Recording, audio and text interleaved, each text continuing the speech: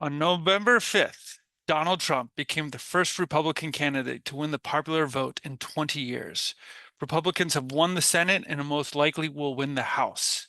What does this mean for the Aloha state? Hello, my name is Seth Colby, and I have with me Colin Moore, who is an eminent political observer here in Hawaii. We are honored to have him. We also are two board members at the Hawaii Economics Association. And one of the things that the HEA tries to do is bring trenchant political and economic analysis to the moving issues of the day here in Hawaii. And I can think of no bigger issue right now in these coming weeks than the presidential election. So, Colin, welcome. Thanks, Seth. Happy to talk to you today.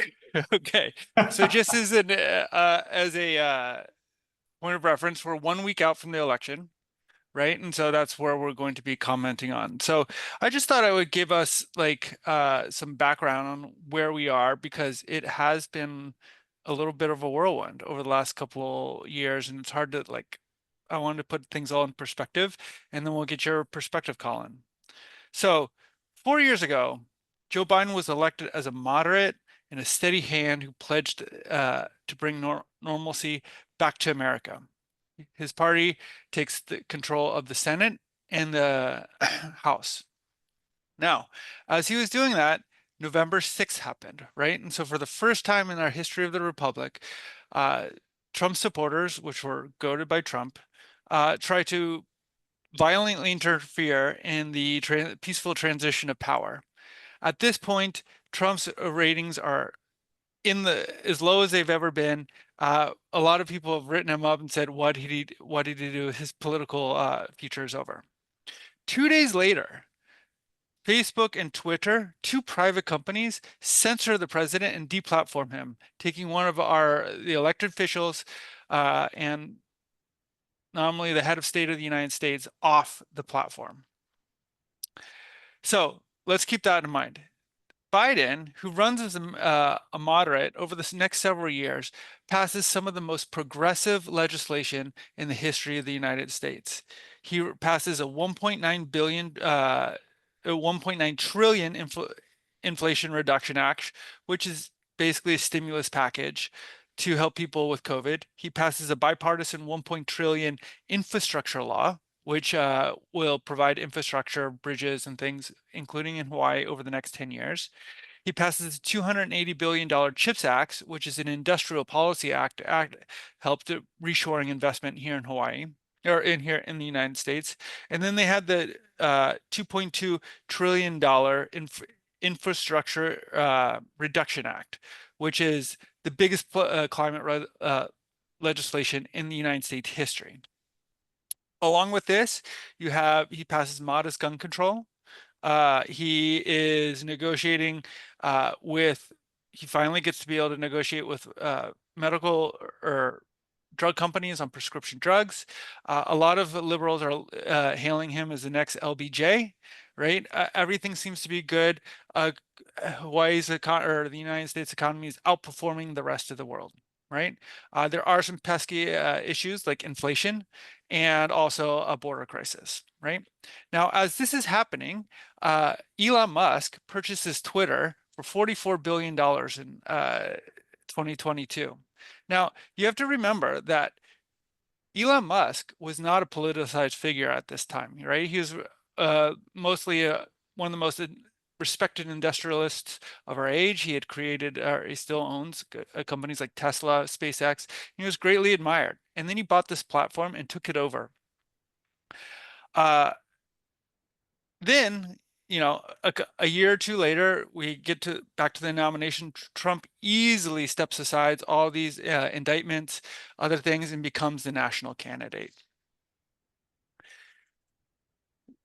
We have Biden, who's also decided to run. We get to June 2024. We have the debate where Biden performs so poorly, he acts senile, and there is just the issue of the age and his mental acuity, which had been plaguing him for the last 4 years, becomes center stage. 2 weeks later, we have an assassination attempt on President Trump, where he gets shot in the ear, and he actually stands up as people are shooting at him, right? Uh, then 2 weeks later, Biden drops out of the race, and they have Kamala Harris step in. The Democratic Party surrounds her, and within like only 3 months to go, we have a new political candidate for the Democratic nomination. All this is going on. Elon Musk has gone full in on Trump. He is using X, the platform that was formerly known as Twitter, as one of the central locuses to which to generate support and bypass traditional media. And as we're getting closer and closer to the things, we even get another assassination attempt, right? In the final weeks, Republicans that used to work for Trump, like John Kelly, the chief of staff, are calling him Trump fascist by definition. Media outlets are calling Trump's rallies, you're equating them to Nazi rallies, right? So this is pretty crazy stuff. And we're going into this election thinking it's going to be a 50-50 election. And we're not going to have the issue resolved on election night. It's going to be drawn out for months as we go to things.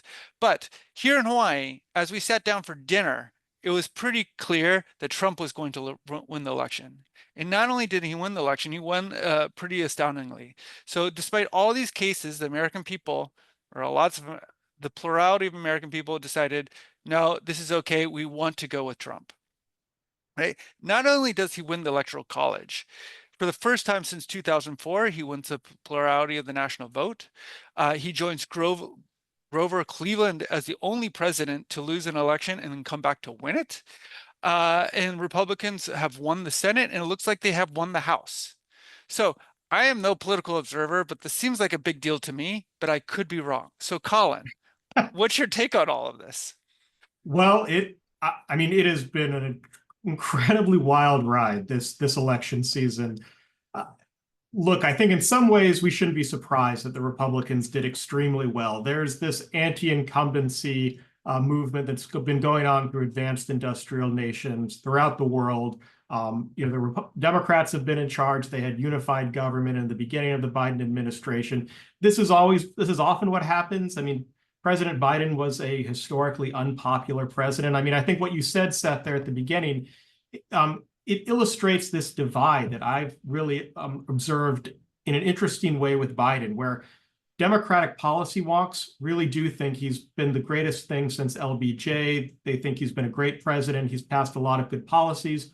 And at the same time, the American people have never liked Biden all that much. I mean, 39% approval rating, that's pretty low. Look, since Richard Nixon, every president with an approval rating higher than 50% won a second term. Biden was at 39%.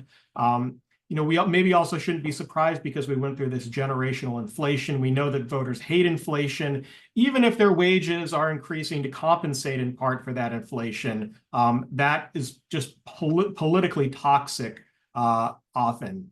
But at the same time, Donald Trump is a unique figure. I mean, he says things that are outrageous. His supporters will tell you he's just joking, which seems like it depends on the day, whether he's joking or he's serious, or how that resonates with the public. But it is a tremendous victory for the Republicans. I think what I would remind everyone who might be concerned about this is that there are a committed group of MAGA voters, people who really do believe that Donald Trump will save America. But a lot of those voters who voted for Trump, they really were voting against the Democrats. I mean, there are many of them who don't particularly like Donald Trump. Donald Trump's approval ratings still aren't that high. They never have been.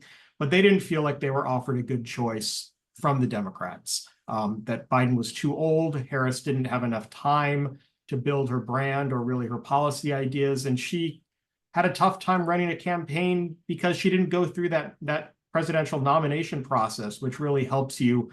It helps see how you as a candidate perform in the national stage, and it helps develop your policy ideas. I mean, I think I don't think Kamala Harris ran a bad campaign. It may have been impossible for her to win. I would say that if there's one major error that she made, it was not trying to distance herself from any of the Biden policies. I think that for a lot of Americans who ended up voting for Trump, that just read as someone with no ideas or who was, too afraid to articulate their frustration. But you're right. I mean, overall, this is a strong victory for Republicans who ran under Trump.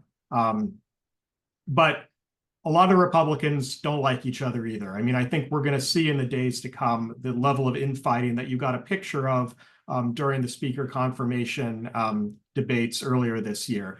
Just because they're all Republicans, there's a huge number of divisions in their ranks. And I think those are really going to be exposed when now they're the party of government, of which they haven't been in quite some time. So is this happening as there's a big political shift happening, we should expect some internecine fights, right? And people duking out to see what's coming out on top because we are in this moment of instability. Is that what you're saying? Well, yeah, and the fact that the Republican Party is transformed itself from a part of kind of business conservative national security establishment party to the party of Donald Trump. I mean, it is a MAGA party now. It's really defined by the Donald Trump and the MAGA movement, which is a radical change from a Republican Party that used to be for free trade, for a foreign policy that was aggressive against authoritarian nations. I mean, this has shifted a bit to a foreign policy that's more, as Donald Trump would say, America first. But also it's driven by a lot of social issues and grievances. I mean, I think that the campaign against wokeness, how transgender issues began to take such an important role in this campaign. I think those are elements too. But Republican Party, of course, has always been a socially conservative party. The only other thing I'd mention that I think really hangs over this whole election and helps explain, other than inflation, why voters were so frustrated with Democrats, why despite a lot of what I think policy wonks would see as Biden's successes, voters rejected them. So like I said, inflation is one, but COVID is another that just hangs over all of this. I think the level of trust that was lost by the media and by establishment organizations during COVID is almost incalculable. I mean, that I think explains why, not just in the United States, but in a lot of places, there is a feeling of distrust among established institutions and people who are associated with those institutions. So But, go ahead. oh no, go ahead. So who are obviously new people voted for Trump. Who are these new voters? Right. Well, it's probably easier to say who are the people who shifted to Harris because there's very many fewer of them. I mean, really, if you're talking about voters compared to 2020 who moved more in the direction of Harris, you're talking about Black women, white women with a college degree, and to a small extent, white voters with a college degree. If you're looking at people who shifted to Trump compared to 2020, rural voters shifted dramatically. Of course, a lot of these folks were already Trump voters. Young people shifted dramatically in the direction of Trump. Overall, they still favored Harris, but the exit poll shows that they moved 13 points to Trump from 2020.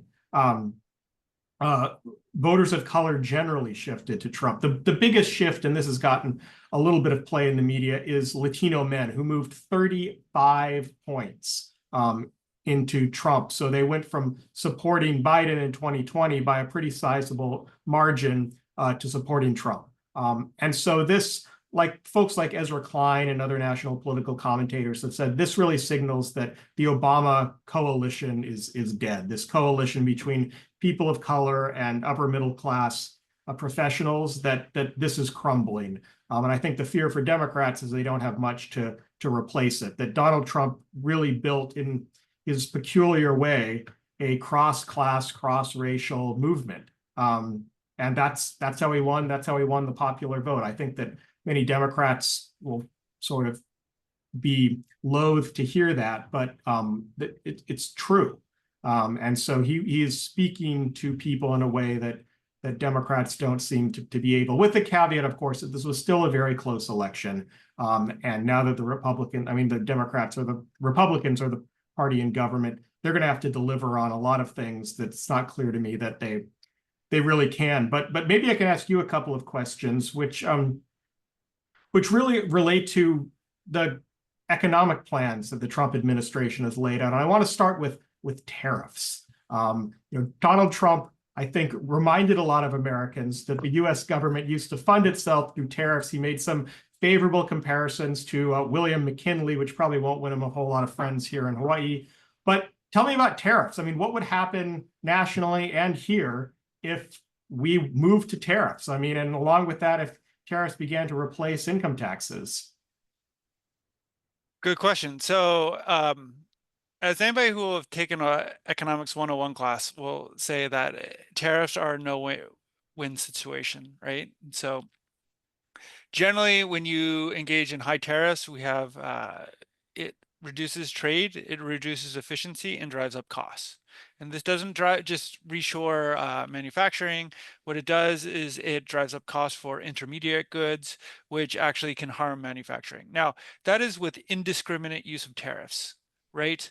So one of the big questions I think with the Trump administration is what's his plan and what is he trying to do with the tariffs, right? If he just puts everything on day one, then that really does not lead to any reshoring. It cannot lead to any behaviors because there's no lead time. Businesses cannot make decisions on how to do that.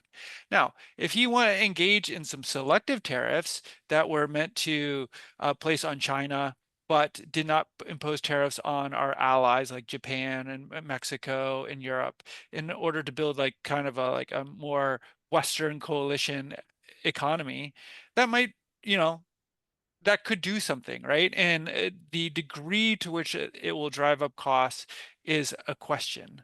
For Hawaii, it is a little tangential because most of the manufacturing occurs on the mainland, right? And so for people here in Hawaii, the I don't think it's not going to bring us any more industry, but it will drive up costs because most of the things and goods that we get from the mainland are from are produced on the mainland, which if tariffs drives up those costs, then that will create inflationary pressures and increase the cost of living. Let me ask you about another policy that Trump got a lot of attention for, and this is not taxing tips or Social Security income. I mean, let's just start with tips. I mean, there's a lot of people here who work in the service sector who live off of tips. Why not do that? And if we did do that, what do you think would happen? You could do that. One is its income. Most people who go into the service industry know that a large percentage of their tips are from income. And as you know, I'm a tax professional or tax economist, so there's really no reason to think that income from tips is any different from incomes from a paycheck. So why should you tax them differently, right? Mhm. The service economy is a large portion in the United States. We have a large tipping culture, so it will increase the federal deficit if they exempt that, including Social Security. Now, this is something that I think is neither candidate really under or wanted to address is the United States, because of its loose fiscal policy of the last 3 or 5 years, is in for a fiscal reckoning. And that it was did not matter if it was Kamala Harris or Donald Trump. In 2028, 2029, we are encountering large deficits. Back in May, for the first time, interest rate payments, the portion of the federal budget dedicated to interest rate payments on our debt surpassed all defense spending, right? And we expect that to increase.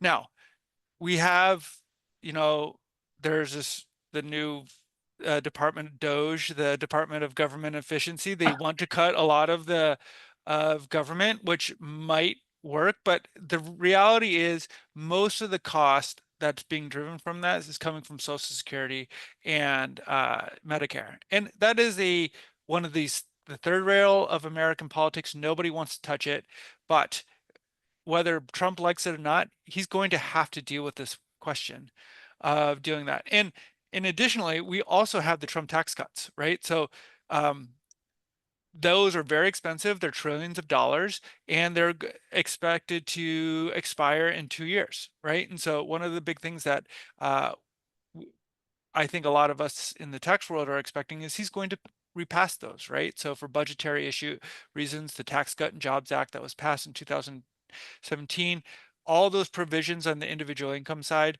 were temporary for only 10 years, right? And it was up to Congress and the president of the next election to decide how they were going to deal with that. We believe, like, I don't think there's any reason to think that the Republicans will not pass something similar, if not something more drastic. But then lends the case, how are you going to balance the budget? And this is a big question that is is one of the largest questions facing Trump in the next 4 years, is because this is really going to come down with wonky fiscal policy solutions, and that is something that Trump nationally doesn't like. And so that is one of the big questions facing Hawaii and the state. And as whether it is a mix of, it will, traditionally we would think of it's a mix of tax increases and government or cutting spending, right? But all that takes money out of the economy, and it takes away from the states. And one of the questions that we have seen, and we should ask here in Hawaii, is what happens when the fiscal budget shrinks? That's going to take money away from the states. The states depend on about 40% of our budget. A little less comes straight from federal coffers. And if that shrinks, that means Hawaii is going to assume a greater responsibility for that. And the states of the last 4 or 5 years have gotten a windfall from fiscal spending, and we expect that to reverse in the next 4 years.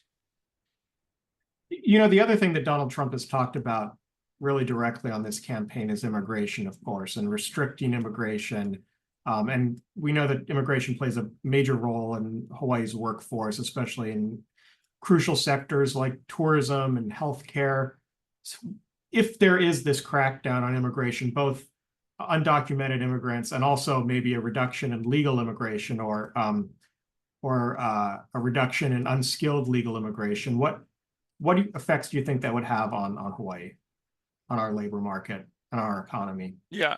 I mean, at a national level, I think it would drive up wages and be inflationary.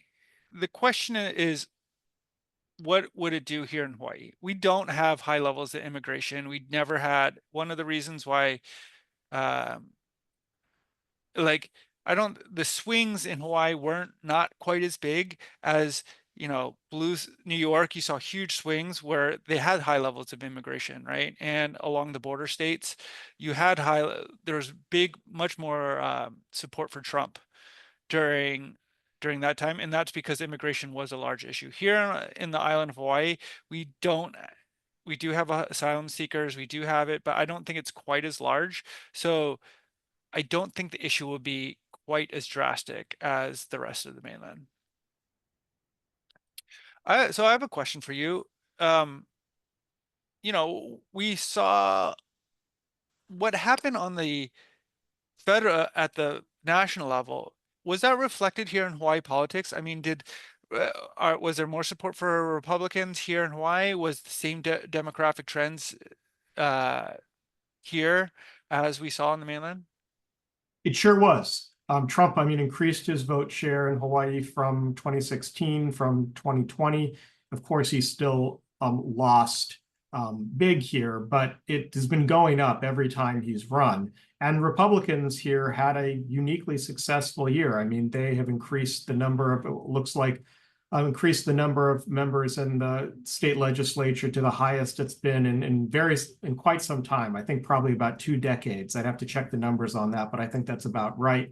And you see these pockets of republicanism that I think are pretty solid now. I think there were some questions. So Waianae, the Leeward Coast, Ewa Beach area, those seem to me pretty solidly Republican districts. They were sort of purple before, but like the rest of the country, you see the more working class areas of this state are trending Republican in most districts. You see some, and of course the what used to be the kind of older, mainly Kamaina Republican business conservative parties of Kailua and Hawai'i Kai have pretty much disappeared. And so the Hawaii Republican Party looks more and more like the Republican Party on the mainland. And many of the candidates who did very well, particularly the legislative candidates, ran on a mega platform. They really ran as populists and ran against the Democratic establishment here. So I think that why voters in Hawaii support Republicans is complicated. I think, of course, some are ideologically agree. I think some see this really as an anti-incumbency vote or an anti-political establishment vote. And that is complicated, but it has led to more success for Republicans. And I think they're going to continue to grow their vote share to some degree. I think Hawaii will remain a blue state if Democrats just dominate it like almost no other state in the nation with a few exceptions. But I think their vote share is going to continue to grow. I mean, they have been very smart about speaking to issues that local voters really care about: housing, crime. And the Hawaii Democrats have a bit of a, I don't want to say a disadvantage because they still overwhelmingly control pretty much everything. But as the party in power virtually since statehood, they, with a few exceptions for two Republican governors, they've been in charge of everything. And so it's easy to launch these anti-incumbent criticisms. But yes, to answer your overall question, Hawaii shifted in the way that we've seen. We saw a lot of states and a lot of blue states on the mainland, even though they remained blue, like California and New York. Pretty much all of those areas shifted Republican. Trump increased his support, for example, in New York City even. And so I think you saw that reflected in Hawaii. We weren't that exceptional. We really did follow those national trends. I think that just speaks so much. We tend to think of ourselves as very distinct and isolate, yet we do follow a lot of the national trends going on, which I think is interesting in itself. In a lot of the postmortems that I've been reading from different Democrats and things, one of the things that they have been harping on is if Democrats want to be attractive again, they need to improve democratic governance. And by that, it means the cities with the biggest socioeconomic problems, like San Francisco, LA, I would include Honolulu, New York, in that, are ones that they just don't have, they don't show attractive governance, right? Like very high cost of living, homelessness issues, and people are voting with their feet. A lot of people are moving from these areas, and Hawaii is no exception, to places that are red states, right? Like if, Texas, in our case, it's Nevada, right? So is that something that the Democratic Party nationally and locally is going to have to reconcile with? And is going to create a change of heart, or are they just going to keep doing things as keeping the same approach?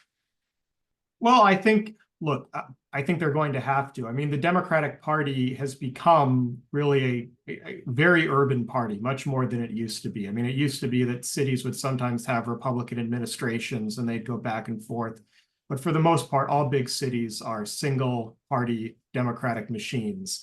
And they have to deliver on the things that voters say they care about. And I think many of them suffer from a term that we heard at the HEA conference from Francis Fukuyama, this notion of vetocracy, that there's so many opportunities and places to stop things, but nothing ever gets done. And Democrats, the Democratic Party for the most part is just a big tent party. The Republicans have always been much more ideologically driven. The Democrats have really taken all comers. There are communities from labor, from kind of particular interest groups for a variety of social issues, and they've all been under this big tent. But that means there's a lot of opportunities for people to stop things. It can be really hard to develop consensus.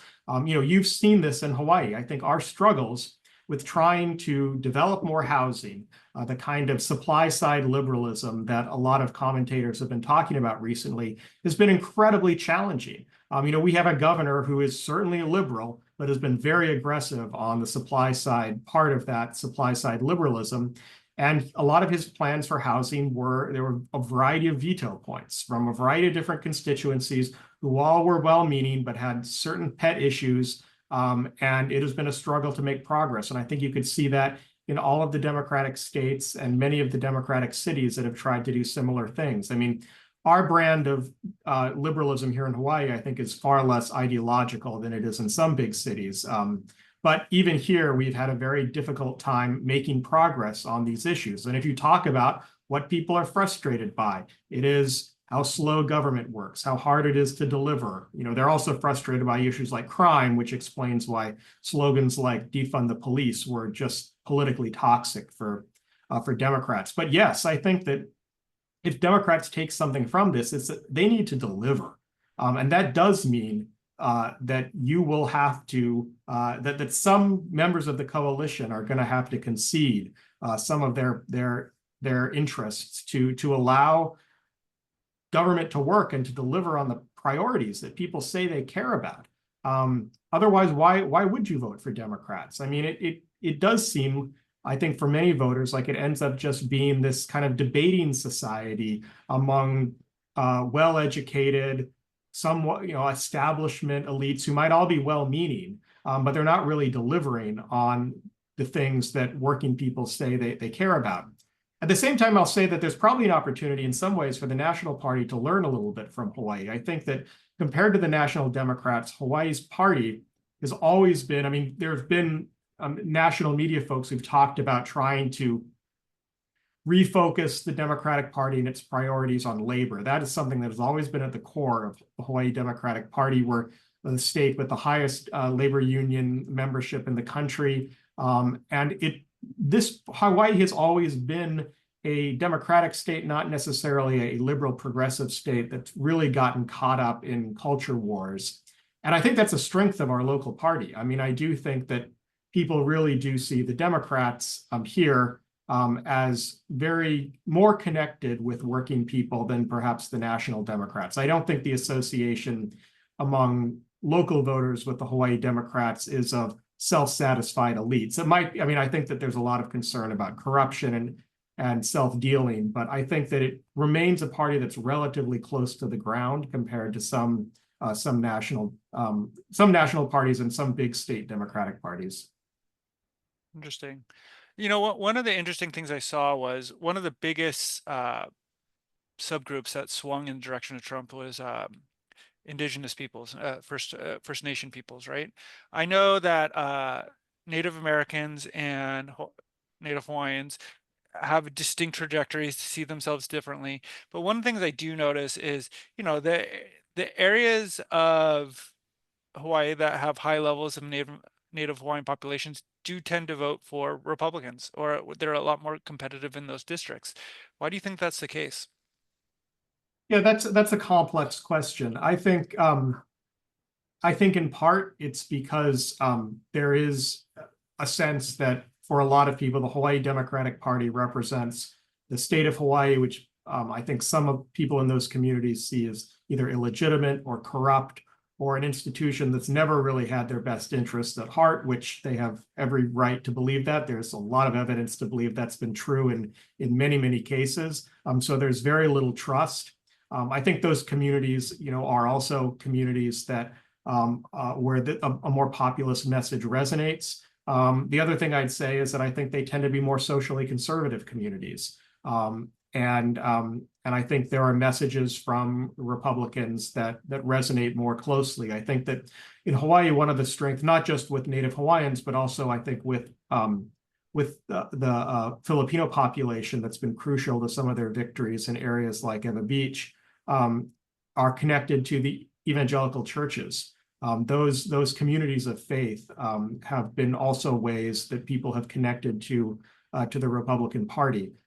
So I think it depends by the voter, but I don't think we should be surprised by that. I think that but I would explain part of the appeal as an anti-Hawaii Democratic Party appeal. I don't think everything on the MAGA list of priorities are things that many folks in those communities would agree with, but I think there is a sense that the establishment institutions have failed them, and that this offers an alternative that seems to speak plainly and directly, and address some of the issues that they think progress needs to be made on rapidly.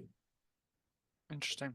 Okay, well, I think we're wrapping up on time. What are two or three ideas or things that you are paying attention to in the next, months or years to see like what's really going to happen politically here in Hawaii? Well, here in Hawaii, I think one thing to look at is our relationship with the federal government.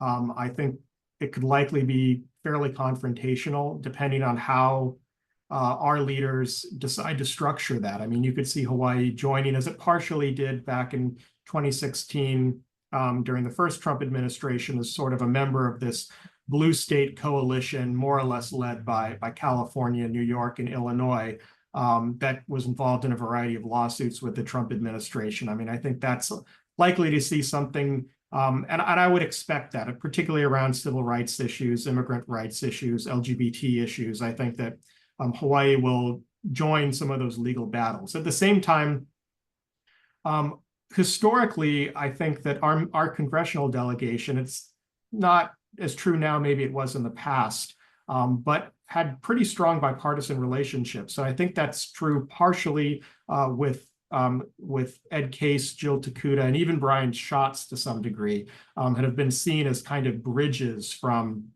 between the very blue Democratic states and more conservative states. There's a lot that Hawaii has in common with deep red states. Our economy looks like some of the poor deep red states. We are deeply dependent on the military. We have a huge military population. That makes us look like some very conservative states. We And so there have been opportunities in the past for Hawaii to really be part of some of the more innovative bipartisan coalitions. I mean, famously, Hawaii and Alaska have long partnered on things that are priorities, issues around the environment. I mean, even that would resonate with conservatives on the environment, on indigenous peoples, on transportation issues. And so I think you can see a lot of that continuing. I think the real risk for Hawaii probably is going to be around some of the environmental initiatives. We're a state that is very threatened by climate change, particularly sea level rise. We're not going to be able to adapt to sea level rise without huge investments from the federal government. And I think that's where I hope we will be able to get that support, in part because there are lots of conservative states that face similar challenges. And I think the last thing is, I think I'll be watching to see how much these federal social services programs are cut. We, again, are dependent on a lot of that federal spending. We're a state that receives more from the federal government than we send to Washington, but that's also true of a lot of very red states like West Virginia and Alaska. But if there are major cuts, to even things that were passed during the Biden administration to expand access to Medicaid, and other social services programs, that could hit us pretty hard, because I don't think we have the ability to find those funds in our own budget to make up for it. So let me turn the question to you and ask you on the economic side, like what are you looking at for tax policy, but even changes the Fed might make, or regulatory changes? I know that Trump has sometimes been a critic of the Jones Act. I don't know how serious he ever was about that, but on the economic side, what are you looking for? So over the next several months to a year, like Trump is still an enigma, right? And I think the window, the volatility of policy outcomes that you could have with Trump is much larger than you would have had under the Kamala Harris administration, right? And so he could usher into a large boom, like a deregulatory boom in the US economy, and that might work, right? Or it might be infighting and large fiscal deficits, and we just don't know what's going to happen. So, um, one of the things that I'm like very interested in is how Hawaii will fare relative to the rest of the country. And one of the reasons that we have been dealing with immigration, or out migration, I should say, is people just sense that the opportunities on the mainland are better and more attractive than here in Hawaii. So if our economy performs lower than the median and the rest of the economy, I would expect our migration patterns to continue. If we can find some way of revving our economy relative to the United States, whether that be increased military investment, if we can ever figure out how to build housing here in Hawaii, I think that would be a huge issue uh, that could reverse it. But what that means is we have the things that are within our control are how to make it a more innovative and attractive and competitive economy relative to the rest of the United States. And I think that is going to rely more on us than at the federal level and decisions here made within the state. In terms of large investments and cuts in Social Security, I think it will weigh heavily because we are one of the states that depend most heavily on fiscal transfer, federal transfer of funds. So we will be looking at that. When it comes to these other big issues of the Jones Act, who knows? Like, I'm pretty skeptical of the whole thing. Really, as far as I know, Ed Case is the only legislator who's in favor of repealing the Jones Act. The rest of them are pretty entrenched. So if you have three Hawaii national legislators who are again all for the Jones Act, I don't see it going very far. At a national level, it just doesn't make a big difference given how big of an economy. It makes a big difference for Hawaii, but I just don't see it happening. I think it would help the state economy, right? And in terms of what were the other questions? There's the Fed, you know, one of the big things that had been driving us is the mortgage rates, right? And that really drove our economy the last three, right around COVID when everything was big is the housing market. Um, I it does seem with the markets having gone up and everybody being a little bit uh, benefiting from this Trump trade, it does make it harder to lower interest rates, right? So Trump is inherently inflationary. Whether you think that's a good thing or a bad thing, that's another question. But that does mean that interest rates will stay higher for longer, and which will dampen enthusiasm for the housing market and really affect affordability. You know, one of the things that affects housing affordability more than anything else is interest rates, at least in the short term.